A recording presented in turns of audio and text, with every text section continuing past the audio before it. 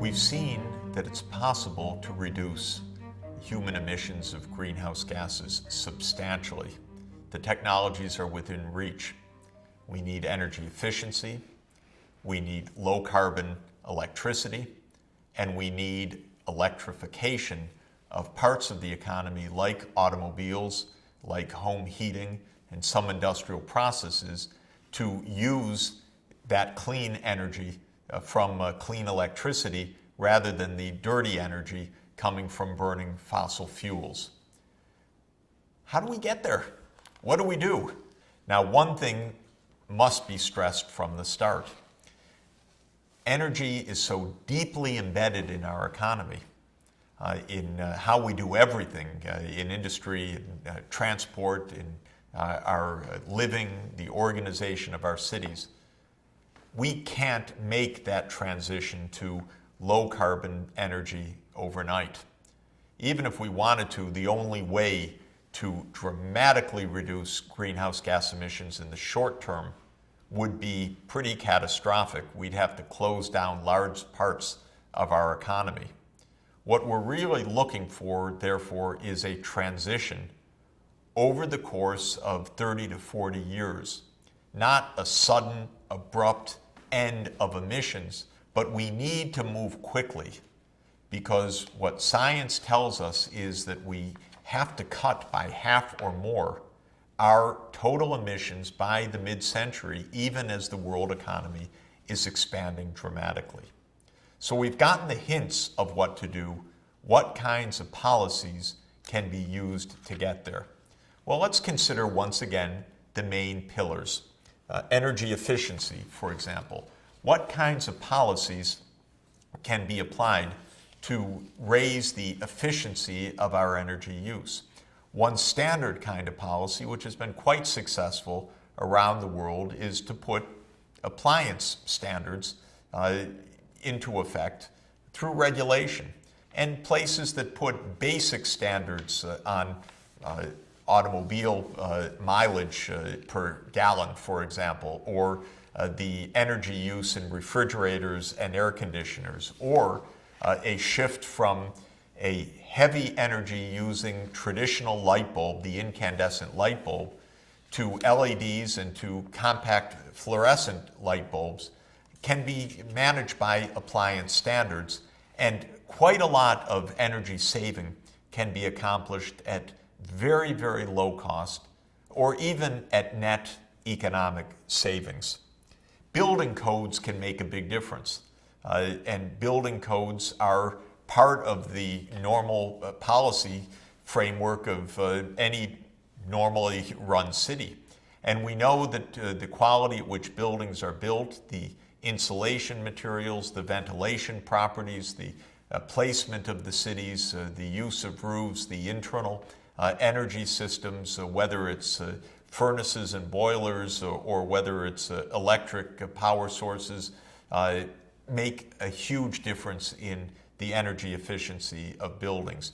New York City, we already have noted, has experienced a major improvement of air quality as well as a major reduction of heavy oil use through regulation of and encouragement through other means and other incentives of a shift to much more efficient energy use. Introducing smarter grids and new metering and smart ways that the utility company meters households and then applies pricing systems to encourage households to economize on electricity use and helps customers to be aware of options on energy efficiency can make a very, very big difference.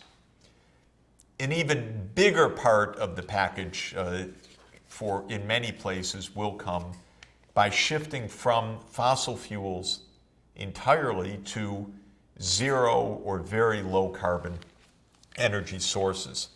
The problem so far has been that using coal to produce electricity is often the lowest cost choice if we don't take into account the costs of coal to society in the form of air pollution and in the form of climate change.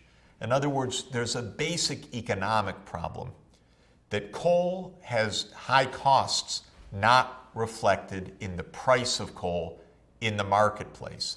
If you buy coal and burn it as a utility, you don't pay the cost of the carbon dioxide emissions that are going to wreck the planet for everybody else.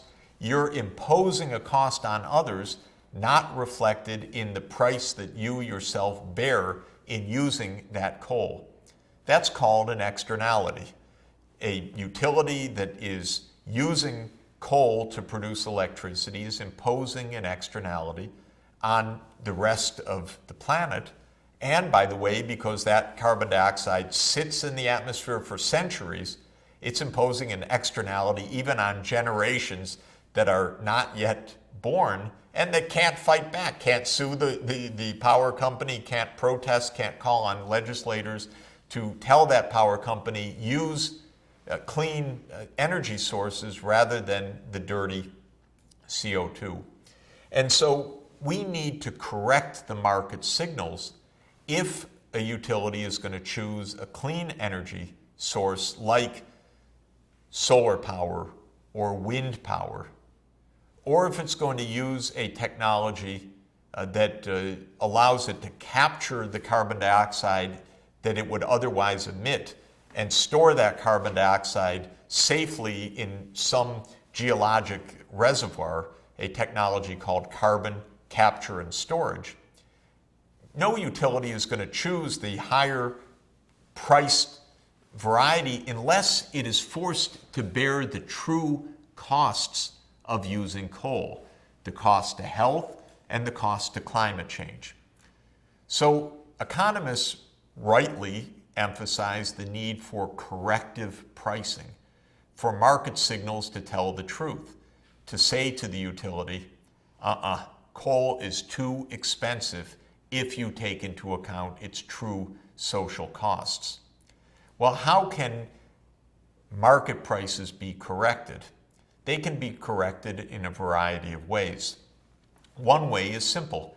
You put a tax on the use of coal, reflecting the CO2 emissions and the health burdens that using that coal will cost. Only companies that capture the CO2 and safely store it wouldn't have to pay the tax on the coal. And companies that use a non-carbon source of energy like solar power or wind power would avoid that tax as well. So the market signal would say, you cannot get away with it any longer using a socially costly form of energy. Because of that tax, there will be a natural incentive of companies and households and builders everywhere to economize or substitute away from coal, oil, and gas and move towards the alternative energy sources that are now less expensive because they don't bear that tax.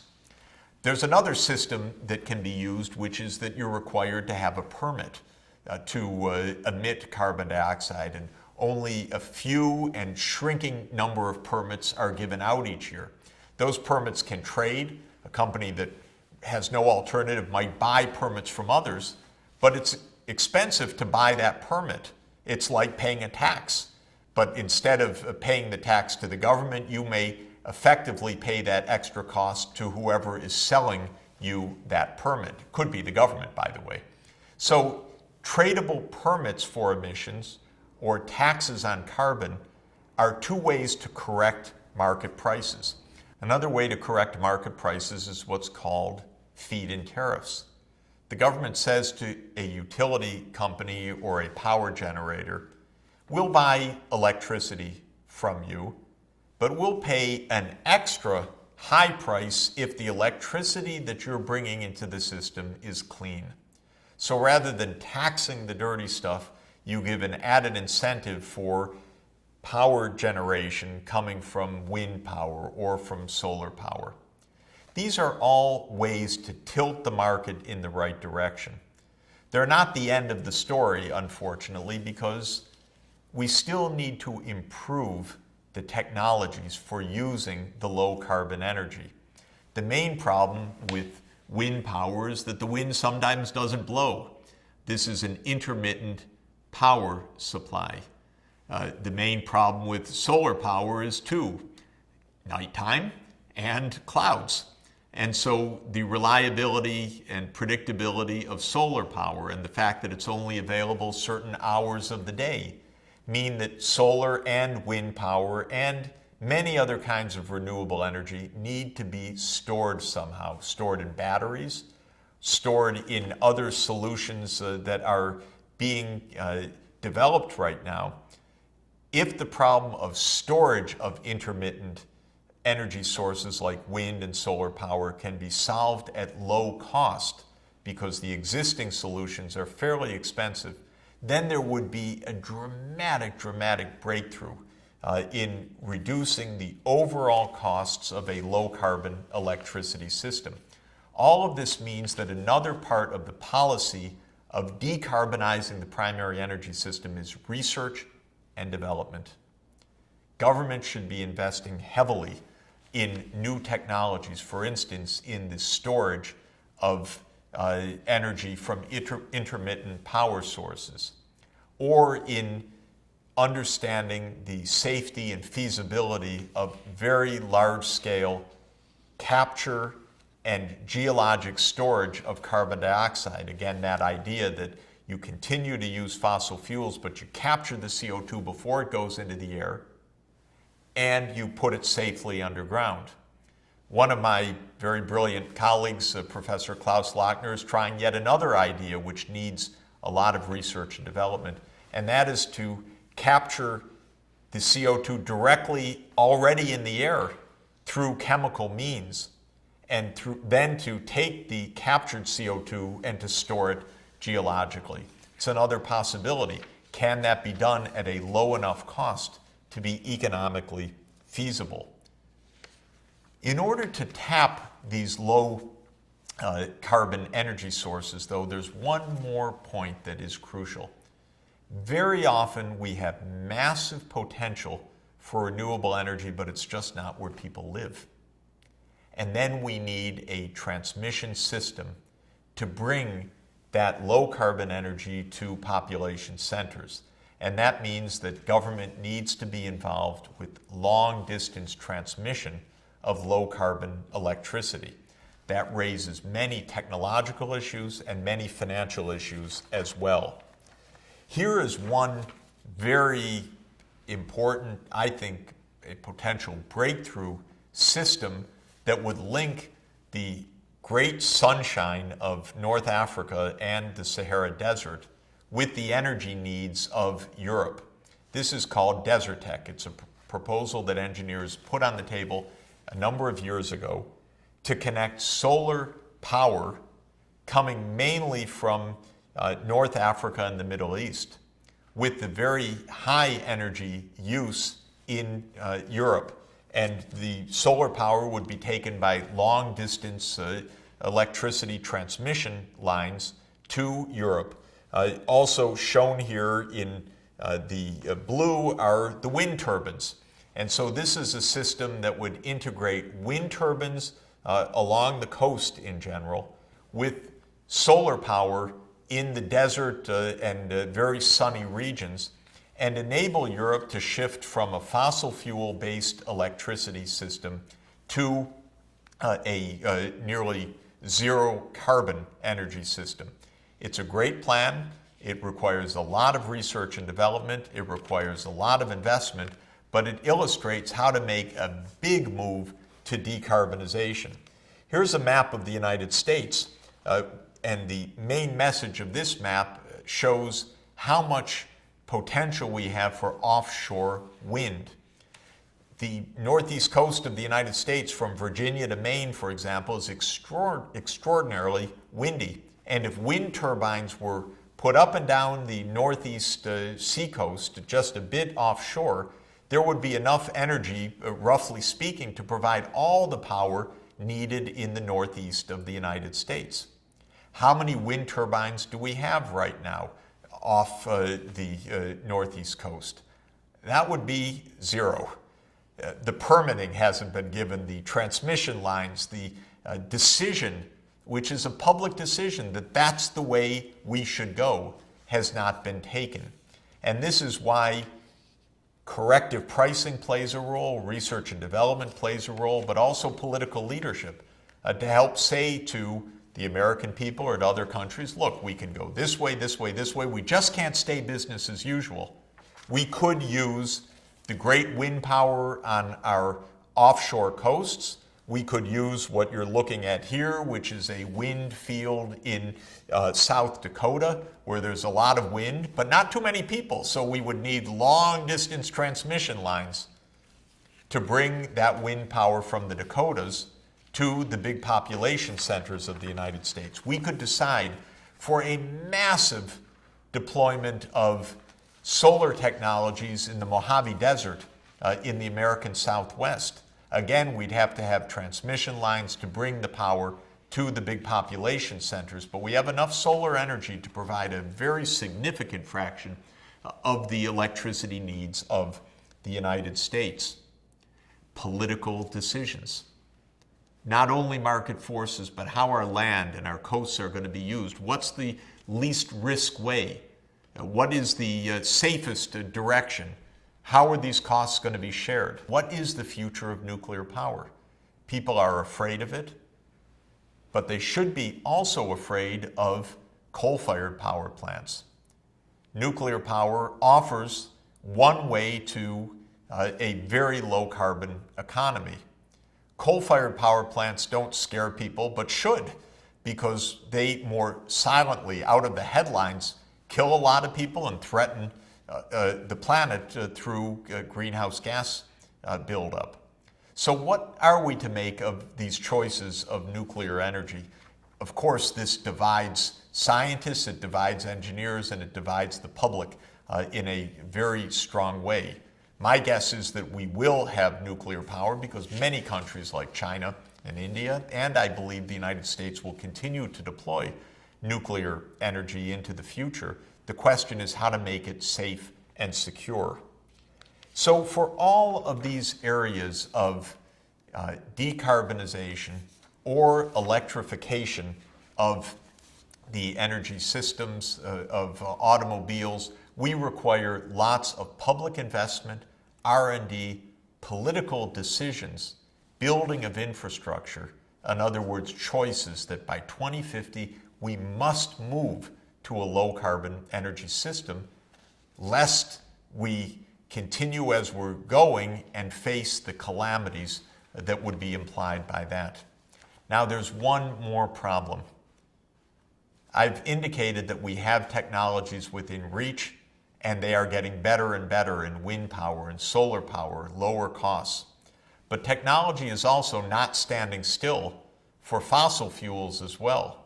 The ability to drill for fossil fuels has also improved markedly over the last 10 years. Some people say that's great. I say that's very dangerous because it continues to feed an addiction that threatens the planet. If we improve our capacity to tap into these hydrocarbon deposits, we're also improving our capacity, in quotation marks, to wreck the planet. And there's a lot of this kind of technological innovation taking place in the hydrocarbon sector. The mining of the Canadian oil sands, a massive deposit of fossil fuels that were really not very accessible technologically, but now are deployable through various advances in the ability to use this kind of heavy oil. This, again, is being deployed because it's financially profitable, in large part because the oil companies, like the utilities, like the other coal-using industries, don't pay the true social cost of the fossil fuels.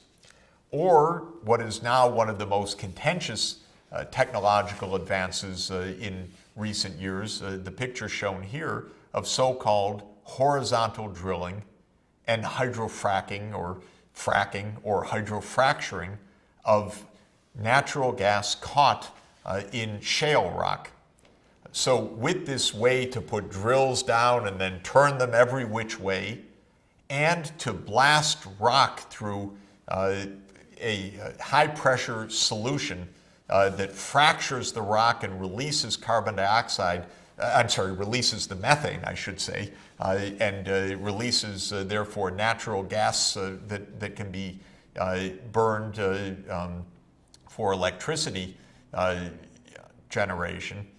We've expanded again the capacity to tap the fossil fuel reserves on the planet, but we have to ask ourselves, are we doing ourselves a favor if we're slowing down the transition that is increasingly urgently needed to mitigate climate change, to head off the worst disasters that will be in store if we continue on a business as usual path? We have to make choices. The world has not yet made those choices. Let's understand that process of decision making better. What will it take for the world to agree?